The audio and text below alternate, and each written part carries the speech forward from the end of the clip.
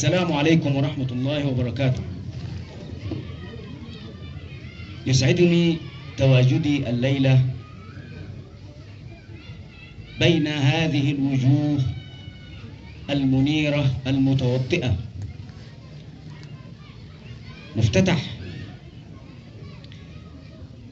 صوت الرباب والغاب في الودن له معنى، والجمر فوق الشجر زان الكلام معنى. بعشق صلاة النبي وأموت فدا ديني، نفسي أزور النبي لو أبيع فدا ديني. إسلامي ديني وصلوا يا حضور معنا. من قلب حضن سوهاج أنا جيت أهنيكم، يلي الكرم والأدب مزروع في أراضيكم. يا سيدي عبد الرحيم النظرة يا جناوي، يا أهل هذا الحي يا رب أرضيكم. القصيدة الدنيا. أنا قلت أتمطع وأتمرد وافرد جناحات المكسورة واهزمها الدنيا المغرورة زي الكورة، تضربها برجلك تلاقيها ترشق في الجون. أنا قلت أتمطع وأتمرد وافرد جناحات المكسورة واهزمها الدنيا المغرورة زي الكورة، تضربها برجلك تلاقيها ترشق في الجون. مجنون مجنون اللي يجي لها تسلل، مهما يحول ضفتها هترجع من الأول برا الصندوق، وساعتها يفوق على صفارة حكم الملعب هيصفر توت. يمكن تتغير في ساعتها ويديها كروت.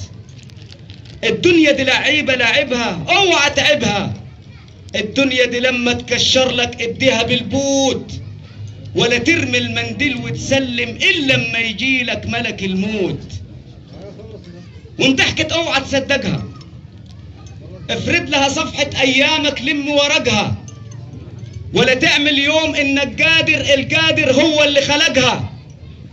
راح تعمل ايه مهما تسافر؟ اوعاك تتغطى بخلقها، تصبح عريان متهان.